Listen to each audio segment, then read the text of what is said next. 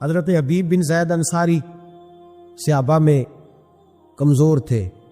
صاحب عزد الغابہ نے لکھا ہے کہ یہ 11-12 بچوں کے باپ تھے اور مدینے سے کھجوریں خریدتے تو سر کے اوپر ٹوکرا رکھ کے دیہاتوں میں بیچنے جاتے. کہتے بیچنے جاتے. غریب آدمی تھے. جب مسلمہ کذاب نے نبی پاک صلی اللہ علیہ وسلم کو خط لکھا نا کہ میں بھی نبی ہوں معاذ اللہ تو آپ بھی نبی ہیں تو شراکت کر لے معاذ اللہ. اس نے جب اس قسم کے الفاظ میں خط لکھا تو اللہ کے حبیب نے جواب لکھا, فرمایا میں تو سچا رسول ہوں, تو کذاب ہے. مجمع کا صحابہ کا. نبی پاک نے فرمایا بھی میری ناموس پہ پہرا دینا ہے, یہ خط لے کے جانا ہے, کون جائے گا؟ تو صحابہ کہتے ہیں پیچھے بیٹھے تھے اور کھجوریں کھا رہے تھے. فٹافٹ اٹھے. غریب آدمی, 11 بچے, میرا روپ بھی نہیں تو میرا رنگ بھی نہیں تو مینو یار مناؤن دا ٹنگ بھی نہیں. غریب آدمی فٹافٹ اٹھے اور پادو کھڑا کر کے کہنے لگے سونیا کسی اور کی ذمہ نہ لگا لا, میں جاؤں گا. کہتے جب وہ بولے تو کہ منہ سے کھجور کے بقیہ حصے نکلے, صحابہ کچیروں پہ گرے. تو ایک صحابی کہنے لگے پہلے کھا تو لے پھر بات کر لینا. تو کہنے لگے اگر کھاتے کھاتے ڈیوٹی کسی اور کی لگ گئی تو, اگر کوئی نمبر اور لے گیا تھا, میں نے تو فٹافٹ کیا نا کہ نمبر میرا لگے.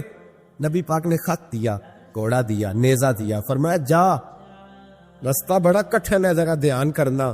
عرض کی محبوبہ تو قبول فرما لے اور پھر میرا جانا دیکھ. تنے تنہا مسلمہ کذاب کے دربار میں سے ایک شخص بعد میں مسلمان ہوا. وہ روایت کرتے ہیں, کہتے ہیں تنے تنہا کھڑے ہوئے, یوں نیزہ گاڑا, وجود پہ کپڑے غریبوں جیسے, پر چہرے پہ اطمینان امیروں جیسا. کہتے ہیں جیب خالی, پسینہ ایمان کی قوت سے بھرا ہوا, تردابنی پہ شیخ ہماری نہ جائیے, ہم دامن نچوڑ دے تو فرشتے وضو کرے, اٹ سٹ تے پکھڑا کو آر گندل, اسی اور بھی بوٹیاں جان لیا. کہتے ہیں میدان میں کھڑے ہیں تو دبدبا تن تنا دیکھنے والا ہے. اب بادشاہوں کا طریقہ یہ تھا, خط خود نہیں پڑھتے تھے, ایک بندہ ساتھ کھڑا ہوتا تھا وہ خط پڑھتا تھا. اب جب خط لے کے گئے تو ساتھ جو بندہ تھا اس نے جب خط پڑھا تو خط میں نبی پاک نے کذاب لکھا تھا. اب جب کذاب پڑھ لیا نا تو سارے دربار نے سن لیا. اب سوچنے لگا کہ چلو تنہائی میں یہ کام کر لیتا تو بچ جاتا, اب تو سارے زمانے نے سن لیا ہے. جب سن لیا سب نے تو بھاگ تو بولا ہو گیا, اور تو کچھ نہ ہو سکا. تو ہانپتا کامتا حضرت حبیب بن زید کے پاس آیا, تلوار ہاتھ پہ, کہنے لگا تیرے رسول نے مجھے کذاب کہا ہے, تیرا کیا خیال ہے؟ آپ فرمانے لگے پڑھا تو بولا بنتا ہے جیسے تجھے مسلمانوں کا پتہ ہی نہیں. آپ فرمانے لگے زمانہ جانتا ہے کہ رسول کی زبان سے جو لفظ نکل جاتا ہے رسول اللہ کا ہر غلام پہرے دار بن جایا کرتا ہے. اگر حضور نے تجھے کذاب کہا ہے تو تو واقعہ ہی کذاب ہے, تو واقعہ ہی. اور کہنے لگے حضور نے تو ایک دفعہ کہا میں 70 بار کہوں گا تو کذاب ہے. غلامان نے محمد جان دینے سے نہیں ڈرتے, یہ سر کٹ جائے یا رہ جائے کچھ پرواہ نہیں کرتے. فرماتے او بھائی سر درد ہو نا تو لوگ جلسے سے چھٹی لے لیتے. سویرے کئی دوست آپ صاحب کو ٹیلی فون کریں گے کہ بس وہ طبع ٹھیک نہیں تھی. میرا بھی کچھ ارادہ تھا سجدہ صاف کرنے کا, لیکن وہ حکم ذرا سخت تھا تو میں پہنچ گیا. عزیز بھائی مشکل ہو جاتا ہے تھوڑی سی تکلیف میں لوگ ادھر ادھر توجہ کرنا. یہ کہاوت نہیں, داستان نہیں, یہ اس زمین نے بھی دیکھا ہے, آسمان نے بھی دیکھا ہے, فرشتوں نے آسمان کے دروازے کھول کے دیکھا ہے, یہ رنگ دھرتی نے دیکھے ہیں. حضرت حبیب بن زید انصاری نے یوں ہاتھ اٹھایا, بھائی زخم لگ جائے سنی پلاسٹ والا نہیں بیٹھ سکتا. تلوار ماری مسلمہ نے, پورا ہاتھ کٹ کے زمین پہ گر گیا, فوارہ نکلا خون کا. چشم تصور سے سوچنا کس قدر کراہ رہے ہو گے درد سے. کہنے لگا اب تیرا کیا خیال ہے؟ تو آپ فرمانے لگے خیال وہی ہے, ساڈے نبی دی زبان ساڈے واسطے قرآن, خیال وہی ہے جو تجھے بتا دیا. دوسرا ہاتھ اٹھایا تو اس نے وہ بھی کاٹ ڈالا, زمین پہ گر گئے, آواز پست ہو گئی. بظاہر کمزوری پر ایمان کی قوت اسی طرح تازے ہے. اس نے لا کے نہ پیر رکھا آپ کے سینے پہ, کہنے لگا بول. تو کہتے ایک دفعہ جوش کے ساتھ کے بیٹھے, کہنے لگے تو پاگل ہو گیا ہے, مجھے قتل بھی کرے گا تو میرا رواں رواں پکارے گا کہ میں رسول اللہ کے ناموس کا پہرے دار ہوں اور یہ پیرا میں دیتا رہوں گا. وہ کچا رنگ للاری والا جیڑا چڑھدا لیندا رہندا, اے عشق تیرے دا رنگ محمد چڑھ جائے پھر نہیں لیندا. فرمایا یہ کوئی کچی بات ہے, ایسے ہی گزر جاؤ. ادھر حضرت حبیب بن زید انصاری کی روح پرواز کی۔ حضرت انس کی مالک فرماتے یہاں مدینے میں مصطفیٰ کی داڑھی مبارک پہ آنسو گرنے لگے، حضور روئے۔ ہم نے اچانک یا رسول اللہ کیا ہوا؟ تو محبوب نے فرمایا میرا حبیب شہید ہو گیا ہے اور حوریں ساری جنت کے دروازے کھول کے اس کا استقبال کرنے کے لیے کھڑی۔ میرے بھائی ناموس رسالت کی پہرے داری، خوگر حمد سے تھوڑا سا گلا بھی سن لے، ہمیں تھوڑا تھوڑا شکوہ ان لوگوں سے بھی ہے جسے دین کے نام پر میری طرح عزت پاتے پلتے ہیں، انہیں اس معاملے میں کردار تھوڑا زیادہ ادا کرنا پڑے گا، اب کسی اور وقت کا انتظار نہ کرے۔ حضرت ابو درداء رضی اللہ تعالیٰ عنہ فرماتے ہیں نبی پاک صلی اللہ علیہ وسلم نے مجھے بلایا، میں حاضر خدمت ہوا تو حضور کے چہرہ انور پر میں نے خفگی دیکھی، ناراضگی دیکھی، تو میں دیکھ کے بڑی تشویش میں آیا۔ پھر فوراً میں نے سوال کیا، میں نے کہا حضور آپ مجھ سے ناراض ہیں؟ نبی پاک صلی اللہ علیہ وسلم نے جب لفظ کہے تو فرماتے ہیں میں کانپنے لگا، مجھے دن کے اجالے میں اندھیرا نظر آنے لگا۔ محبوب نے فرمایا ہاں میں تجھ سے ناراض ہوں۔ حضرت ابو درداء کہتے ہیں میں ٹوٹ گیا کچھ دیر کے لیے، دل کرے آسمان ٹوٹ جائے، زمین پھٹ جائے، تارے جھڑ جائے، سمندر بہہ جائے۔ میں تڑپنے لگا، میں نے کہا حضور کیا ہوا، کیوں ناراض ہے؟ تو محبوب پاک نے فرمایا آج سویرے میں نے تجھے دیکھا ہے تو کل ہی سے گزر رہا تھا حضور گزر رہا تھا، اور میں تیرے ساتھ ابو بکر صدیق بھی تھے، حضور تھے۔ تو فرمایا پھر تجھے خیال نہیں آیا تو میرے ابو بکر کے آگے آگے چل رہا تھا، تجھے خیال ہی نہیں آیا تو ابو بکر صدیق کی عظمت کو نہیں سمجھا؟ فرمایا اس دنیا میں نہ کسی پہ سورج طلوع ہوا نہ غروب ہوا جو میرے ابو بکر صدیق سے افضل ہو، تو اس کو۔ اور علامہ اسماعیل حقی نے تفسیر روح البیان میں حدیث لکھی ہے، ایک نوجوان نے آ کے عرض کیا تھا یا رسول اللہ میرے رزق میں برکت نہیں، جو کام کرتا ہوں فلاپ ہو جاتا ہے۔ تو میرے نبی پاک نے فرمایا سفید داڑھی والے بزرگوں کے آگے آگے نہ چلا کر، ان کے پیچھے رہا کر، اللہ تیری روزی میں برکت پیدا فرما دے گا۔ یہ جو بے ادبی ہے نا، بے ادبی یہ نقصان دیتی، یہ نقصان دیتی ہے۔ خاموش ہے دل بھری بزم میں چلانا نہیں اچھا۔ ادب پہلا کرینہ ہے محبت کے کرینوں میں، ادب بڑا ضروری ہے، اگر ادب نہیں تو کچھ بھی نہیں۔ اگر انسان تعظیم کرنا نہیں جانتا تو وہ تو کسی حد کا پاماندی نہیں، اور جو آدمی جھکنا نہیں جانتا وہ تو مردہ ہے، اس لیے کہ جو اکڑ جاتا ہے وہ مردہ ہوتا ہے، جس میں لچک ہوتی ہے وہی تو زندہ ہوتا ہے۔ تو بھائی ادب آج پوری دنیا میں امت مسلمہ کے حکمران سوچ رہے ہیں، پورے اسلامی ممالک کے سفیر اکٹھے کر کے وزیر داخلہ سامنے بٹھائے، اور پھر وہ کہنے لگے بڑی جلدی ہم منت کرنے والے ہیں، ہم اقوام متحدہ کی منت کریں گے کہ ہمارے نبی پاک علیہ السلام کی بے ادبی ہو رہی ہے تو ذرا ہماری سنو۔ یہاں نا کسے باشد میں ساری جماعتوں کو ایک نظر سے دیکھتا ہوں، یہاں کسی جماعت کے لیڈر کے بارے میں بات کرو تو سویرے تماشا لگ جاتا ہے، روڈ پہ اسمبلی میں مکے چلنے شروع ہو جاتے ہیں، اور رسول اللہ صلی اللہ علیہ وسلم کی ناموس کی بات ہوتی ہے تو وہ لوگ جن کو آپ لائنوں میں لگ کے ووٹ دیتے ہیں وہ لوگ اس پر کمنٹس کرنا بھی پسند نہیں کرتے، دو جملے کہنے بھی پسند نہیں کرتے۔ سنو جناب ابو بکر صدیق رضی اللہ تعالیٰ عنہ کا فتویٰ کیا ہے۔ حضرت ابو بکر صدیق رضی اللہ تعالیٰ عنہ کو جناب عمر نے آ کے مشورہ دیا، کہا جناب حالات اچھے نہیں ہیں، محبوب کے وصال ظاہری کو تھوڑا وقت گزرا ہے اور کئی قسم کے لوگ بغاوت کر رہے ہیں، وہ مسلمہ کذاب جس نے ختم نبوت میں لقب لگایا ہے، آپ تھوڑی مہلت دے، ذرا تھوڑا اس کو موقع دے، وہ بے ادب تو ہے پر ذرا تھوڑا موقع دے اس کو، تھوڑے حالات صحیح ہو جائیں گے تو پھر مقابلہ کر لیں گے اس کا۔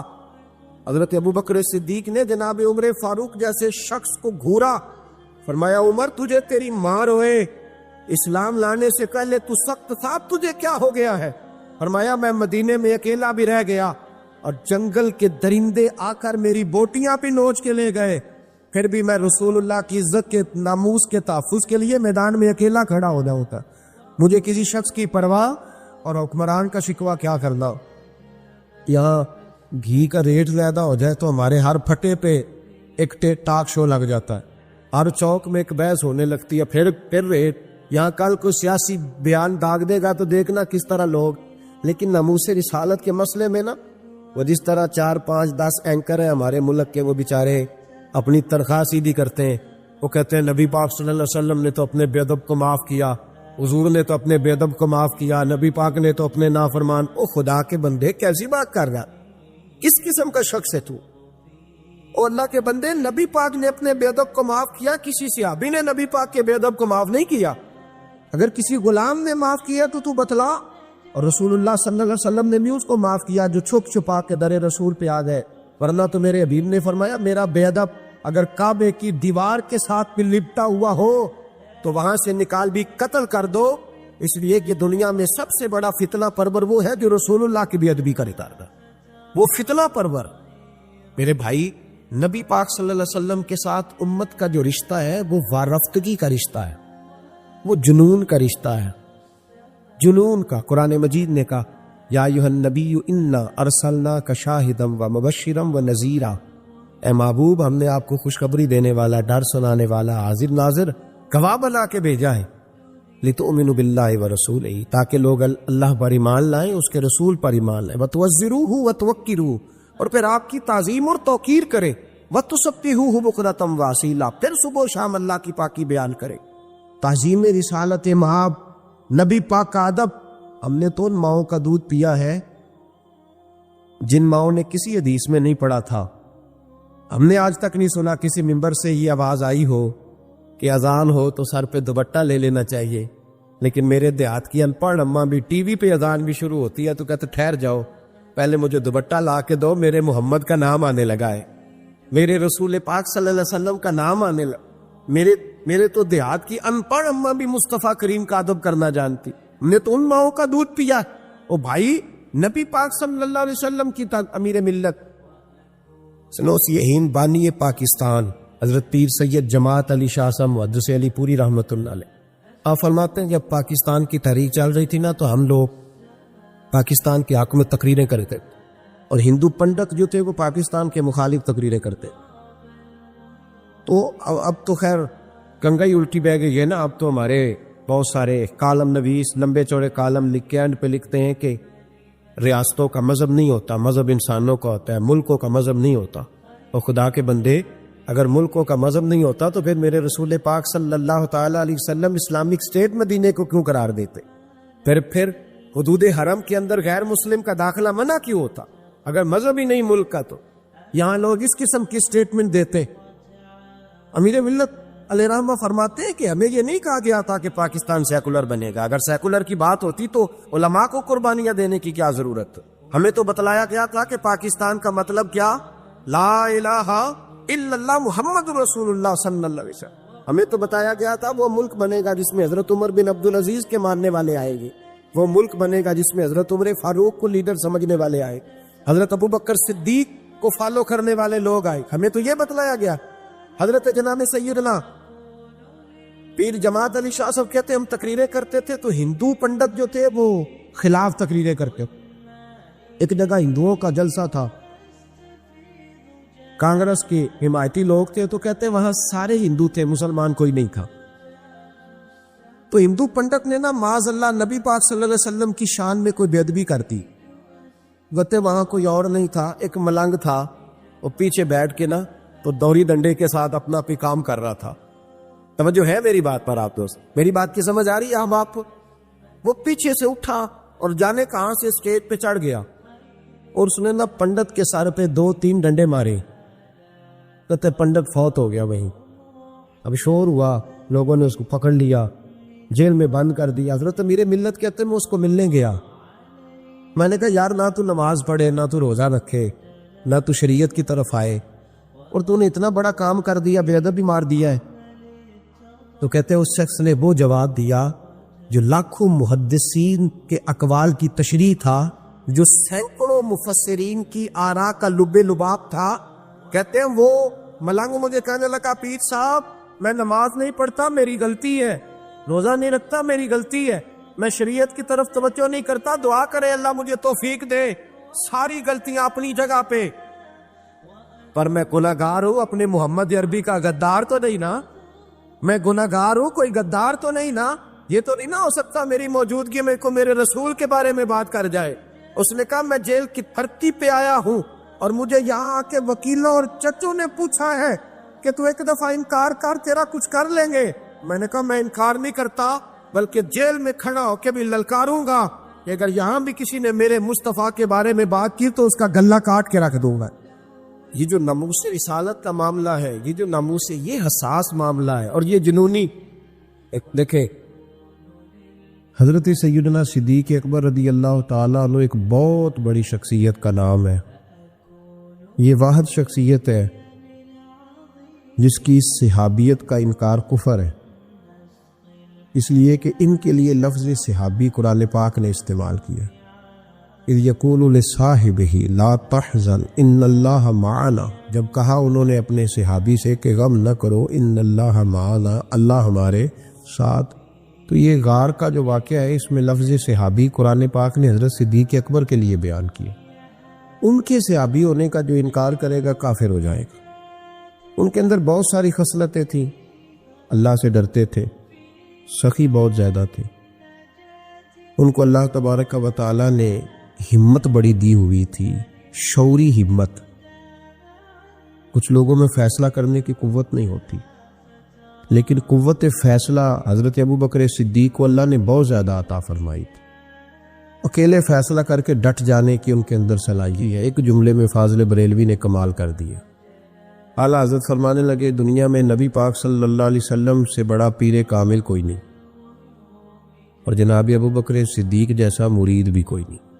یہ جو توانائی ہے، ہمارے ہاں لوگ مانتے ہیں اپنی مرضی کی چیزیں، جناب صدیق اکبر نے اس طرح مانا ہے جس طرح نبی پاک نے ماننے کا حکم دیا ہے۔ حضور نے فرمایا، جب تجھے کسی سے محبت ہوتی ہے تو وہ تجھے بہرا بھی کر دیتی ہے، گونگا بھی کر دیتی ہے، اندھا بھی کر دیتی ہے۔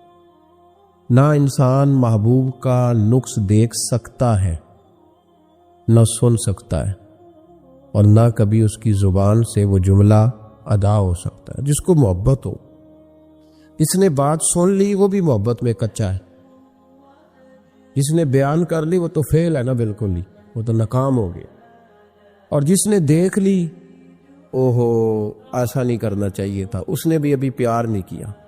یہ وہ الفاظ ہیں حدیث کے جو خود رسول پاک نے بیان فرمائے۔ نبی پاک صلی اللہ علیہ وسلم نے فرمایا، محبت آدمی کو اندھا بھی کر دیتی ہے، بہرا بھی کر دیتی ہے، گونگا بھی کر دیتی ہے۔ جب محبت ہوتی ہے تو پھر انسان کو کوئی ایسی چیز نظر، ابو جہل نے محبوب پاک علیہ السلام سے کہا، معاذ اللہ، مجھے تو آپ کی طرح کا شخص کوئی نظر ہی نہیں آتا، یعنی اس نے کمزور لفظوں میں کہا۔ حضرت صدیق اکبر حضور کے سامنے کھڑے ہوئے تو کہنے لگے، محبوب تیرے جیسا حسین نظر کوئی نہیں آتا۔ اب اس کے پاس چونکہ بغض تھا تو اپنے لفظوں میں بات کر رہا تھا، اس کی جو دل کی بات تھی وہ الفاظ بن کے آ چکی تھی۔ حضرت صدیق اکبر کے دل میں محبت تھی تو وہ اپنے لفظوں میں بات کر رہے۔ اب حضرت بشر حافی رحمت اللہ علیہ سے سارا زمانہ پیار کرتا تھا۔ بغداد کا ایک تاجر کہتا ہے، مجھے نہیں بابا اچھا لگتا تھا۔ ہمارا اپنا اپنا ذہن ہے نا، ہم کہتے ہیں میں نے جدھر ساری دنیا جا رہی ہے وہاں نہیں جانا۔ کہتے ہیں کہ وہ بابا مجھے نہیں اچھا لگتا تھا، حالانکہ سارا بغداد عزت کرتا۔ کیوں نہیں اچھا لگتا تھا؟ کہتے ہیں اس لیے کہ بابا نہ صرف فرض مسجد میں پڑھتا تھا، باقی نماز گھر جا کے۔ تو میں کہتا تھا اتنا ولی ہے تو باقی بھی مسجد میں پڑھے۔ کہتے ایک دن میں نے کہا جسوسی کرنی ہے اس کی، جو کہ اسلام میں منع ہے۔ کہتے حضرت بشر حافی رحمت اللہ علیہ نے جمعے کے فرض پڑھے، فرض پڑھ کے نکل گئے دوڑ کے۔ فرماتے ہیں میں پیچھے ہو گیا، میں نے کہا میں نے سنتیں چھوڑ دی ہیں پر اس کا پتہ کرنا ہے، سنت نفل بعد میں پڑھوں گا۔ کہتے ہیں حضرت بشر حافی جلدی سے نا ایک کباب والی دکان پہ گئے، وہاں سے کباب خریدے، اور میں نے کہا بوڑھے کی عمر دیکھو اور اس کے ذائقے دیکھو، اس عمر میں بھی کباب کھائے گا۔ اوئے ہوئے، مولوی کو روٹی نے ستایا تھا، اس لیے سنت اور نفل چھوڑ آیا ہے۔ کہتے ہیں تھوڑا سا وہ آگے بڑھے تو نان بھائی کی دکان سے نا نان خریدے۔ میں نے کہا دیکھو یار، دیکھو اس کے ذائقے، گرم نان کھائے گا۔ بہت سارے لوگ بغداد میں رات کی روٹی کھاتے پر یہ گرم کھاتا ہے۔ کہتے ہیں حضرت وہ نان اور کباب لے کے نا جنگل کی طرف مڑے تو میرے دل میں خیال آیا، یار بڑا ہی اس آدمی کا عجیب ذہن ہے، یہ اب سبزے پہ بیٹھ کے یہاں موج کرے گا، کھائے پیے گا، اور سنت نفل چھوڑ دی، اللہ ہزاروں مرید ہیں۔ کہتے ہیں حضرت جنگل میں داخل ہوئے، تھوڑا سا سفر کیا تو کچی آبادی آ گئی۔ کچی آبادی، ایک کچے مکان کی ٹوٹا ہوا دروازہ، باہر سے کنڈی لگی۔ بغداد کے ننگے پاؤں چلنے والے ہزاروں مریدوں کے اس پیر نے کنڈی کھولی، اندر گئے، ایک فالج زدہ بابا جی بیٹھے۔ کہتے ہیں حضرت بشر آفی نے اپنی پگڑی کھولی اور اس آدمی کے منہ سے پانی نکل رہا تھا، رال ٹپک رہی تھی.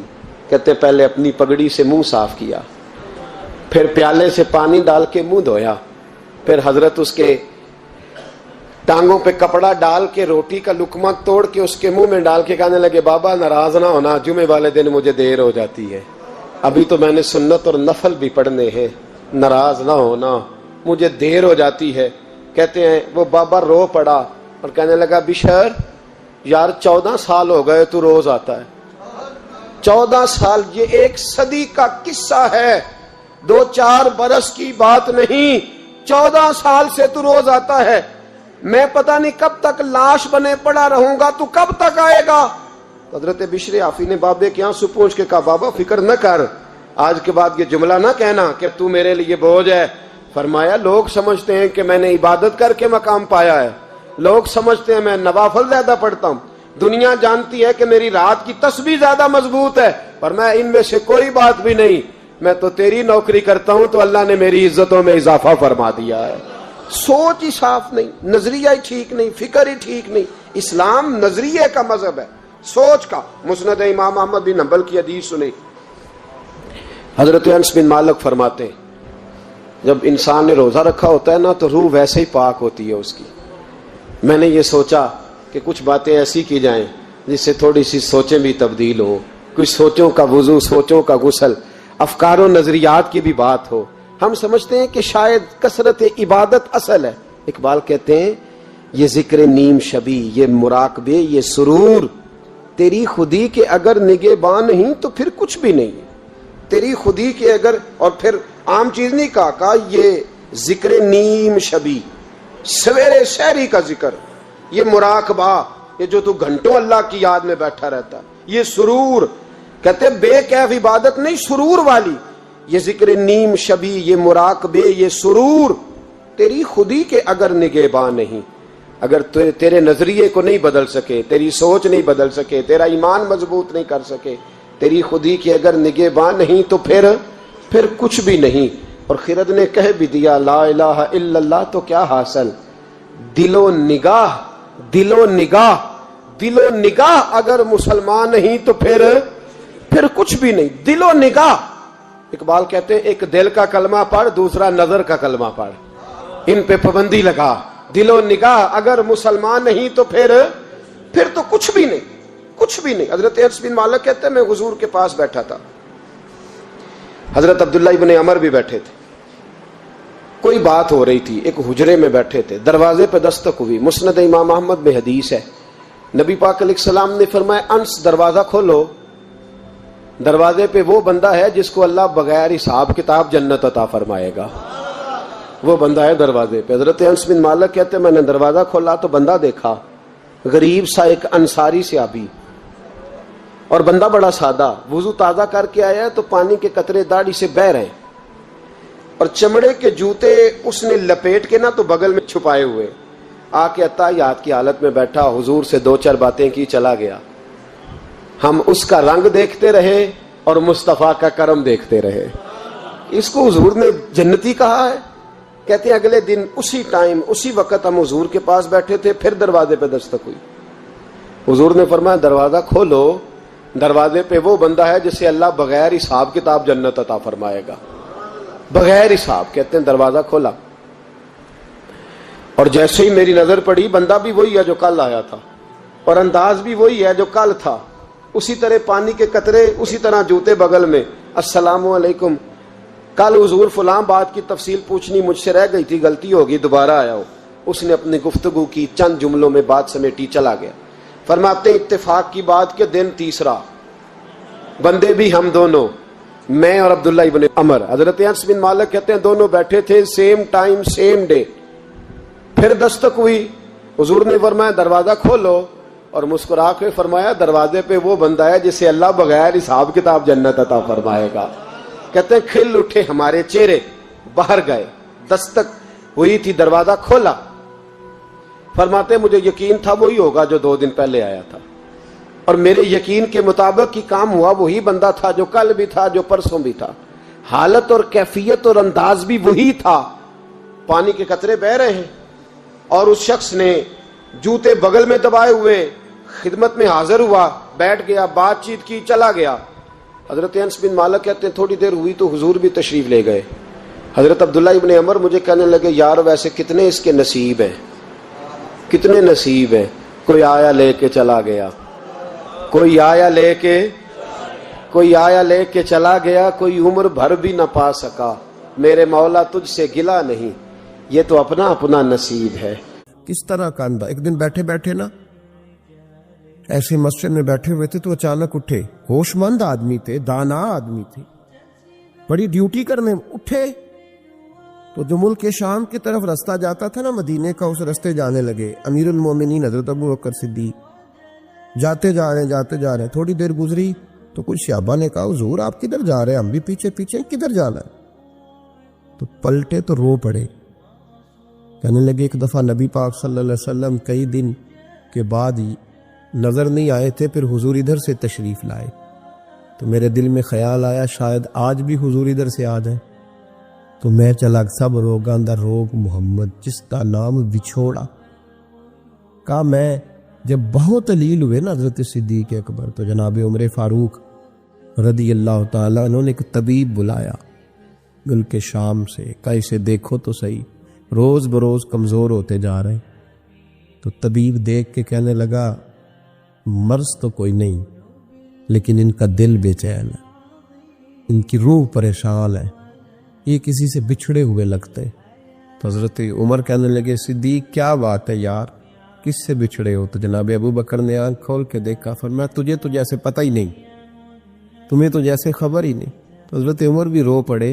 بھائی محبت کی تو ٹوٹ کے نبی پاک صلی اللہ علیہ وسلم کے ساتھ ان کی وفاؤں کا رشتہ رہا تو پھر حد درجے کا رہا, ہر چیز قربان کی.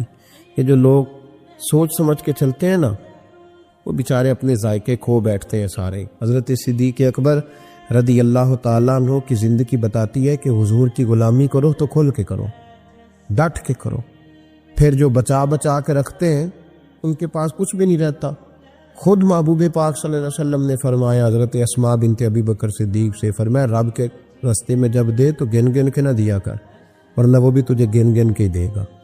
اور کوئی چیز بچا کے نہ رکھ, اس کے راستے میں بے حساب دے, وہ بھی تجھے بے حساب ہی عطا فرمائے گا. ہم محبت میں بھی کنجوسی کرتے سوچ سمجھ کے تھوڑی سی. تو وہ کس طرح کی محبت ہے جس میں بندہ سوچ رہا ہے, غور کر رہا ہے, ارادہ کر رہا ہے, تیاری کر رہا ہے, دیکھ رہا ہے, پرکھ رہا ہے, وہ کیسے آگے بڑھے؟ غلامی تو غلامی ہوتی ہے, غلاموں کی سوچیں اپنی نہیں ہوتی, سوچیں بھی غلام ہوتی ہیں. غلام جو ہوتے ہیں وہ اپنے محبوب کی رضا کی طرف توجہ رکھتے ہیں, دائیں بائیں لوٹ کر پلٹ کر ان کا مزاج نہیں ہوتا. حضرت ابو بکر صدیق رضی اللہ تعالیٰ عنہ نے محبوب پاک سید عالم صلی اللہ علیہ وسلم کی غلامی کی, ہر لحاظ سے کی, ہر وقت کی, ہر طریقے سے کی. امت مسلمہ اگر غلامی کا طریقہ سیکھے گی تو جناب صدیق اکبر سے سیکھے گی. حضرت صدیق اکبر بتلائیں گے کہ محبوب کریم سید عالم صلی اللہ علیہ وسلم کی غلامی کس طرح کرنی ہے. جب رات تھی نا بدر کی تو کافروں کا سب سے بڑا نشانہ یہ تھا کسی طرح حضور کو شہید کیا جائے. وہ پورا فوکس کیے ہوئے تھے کہ نبی پاک صلی اللہ علیہ وسلم کو شہید کرنا, پوری توجہ تھی. تو صحابہ کہتے ہیں کہ ہم نے ارادہ کیا کہ حضور کے لیے علیحدہ سے خیمہ بنایا جائے, چھپر بنایا جائے. حضور کے لیے وہ ہم نے چھپر بنا دیا, محبوب اس کے اندر قیام کرنے لگے. اب خیال یہ تھا کہ یہاں ڈیوٹی کون کرے گا, ڈیوٹی کون کرے گا, یہاں کون ٹھہرے گا, یہاں یہ بڑے خطرے والی جگہ ہے, یہاں کون ٹھہرے گا. فرماتے ہیں جب گفتگو ہونے لگی تو جناب صدیق ایک بار فٹافٹ بولے, کہنے لگے تمہیں ضرورت کیا ہے انتخاب کرنے, میں جو ہوں, جب تک میں موجود ہوں کسی کافر کی جرت ہی نہیں مصطفیٰ کے خیمے کی طرف بھی دیکھ سکے, طاقت ہی نہیں. وہ آگے بڑھ کے ان جگہوں کا انتخاب کرتے, اس طرف ان کی توجہ رہتی. میرے محبوب پاک علیہ الصلاۃ والسلام ان پر اعتماد کرتے. 17 نمازیں نبی پاک نے جناب صدیق اکبر کے پیچھے ادا فرمائیں, 17 نماز. اور جناب ابو بکر کا بھی یہ حال تھا. آج تو باہر کھڑے ہو کے سلام پڑھو تو کچھ لوگ کہتے ہیں سلام آپ پڑھ لیں, کھڑے کیوں ہوتے ہیں؟ کھڑے ہونے سے دقت ہونے لگی. میں نے کہا چلو بیٹھ کے پڑھ لو بھائی, اگر اتنی سی بات صحیح آپ کو دشواری ہے. حضرت صدیق اکبر رضی اللہ تعالیٰ عنہ نماز پڑھا رہے تھے. محبوب پاک سید عالم صلی اللہ علیہ وسلم تشریف لے آئے. حضور ایک صلح کے لیے گئے. فرمایا مجھے دیر ہو گئی تو کسی کو ابو بکر سے کہنا نماز پڑھا لے. تو کہتے ہیں حضور کو دیر ہو گئی. جناب بلال نے اقامت کہی تو حضرت صدیق اکبر مصلی پہ کھڑے ہو گئے. ابھی 2 ہی رکعتیں پڑی تھی کہ حضور تشریف لے آئے. جس صف سے حضور گزرتے رہے صحابہ رستہ چھوڑتے رہے. دوران نماز ہی محبوب پہلی صف کے قریب آئے تو جناب صدیق اکبر نے قدم پیچھے ہٹایا. عین نماز میں، عین نماز. حضور نے فرمایا ابو بکر مکمل کرو نماز. پھر قدم ہٹایا. تیسری دفعہ پھر کہا، پھر قدم اٹھایا. جناب صدیق اکبر پیچھے ہٹ گئے. محبوب نے نماز مکمل کرائی اور فرمایا میں نے جب کہا تھا مکمل کراؤ تو کیوں نہیں کرائی؟ کیا خوبصورت انداز ہے. کہنے لگے یا رسول اللہ اب ابو قحافہ کے بیٹی کی اتنی ضرورت تو نہیں نا کہ مصطفیٰ کا امام ہی بن جائے. رب کریم کا وہ دوست جس نے کوئی چیز بچا کے نہیں رکھی، ہر شے ہی اپنے رب کی بارگاہ میں پیش کرتی. چند چیزوں سے انسان کو بڑا پیار ہوتا ہے، گھر اسے بڑا پیارا ہوتا ہے. وہ بڑا خوبصورت ہوٹل 5 سٹار ہوٹل میں رہا. وہ اسلام آباد گیا، کسی سفر پہ گیا تو بڑے اعلیٰ قسم کے اس کو کھانے ملے، بڑی چیزیں ملیں، لیکن کبھی دائیں کروٹ کبھی بائیں کروٹ. تو ساتھ بیڈ پہ دوست تھا تو اس نے کہا صاحب سو جاؤ. تو اس نے کہا یار جو مزہ اپنے گھر میں سونے کا ہے وہ کسی اور جگہ تھوڑی ہے. گھر بڑا پیارا ہوتا ہے، انسان لگاؤ ہوتا ہے. جس بے تکلفی سے، سکون سے، آرام سے انسان اپنے گھر میں وقت بتاتا ہے کہیں اور مشکل ہو جاتا. دوسرا، انسان کو اولاد بڑی پیاری ہوتی ہے، بڑی عجیب شے. نہ ہو تب بھی بڑا دکھ ہے اور ہونے کے بعد بھی اس کی بڑی آزمائشیں. یہ بڑی ایک میٹھی چیز ہے. اولاد ایک بڑا عجیب سا میوہ ہے. پتہ نہیں یہ کس انجیکشن کا نام ہے کہ چھاتی پر چڑھ جائے تو اللہ سکون عطا فرما دیتا ہے. پتہ نہیں کس ٹھنڈی دولت کا نام رب کریم نے اولاد رکھا.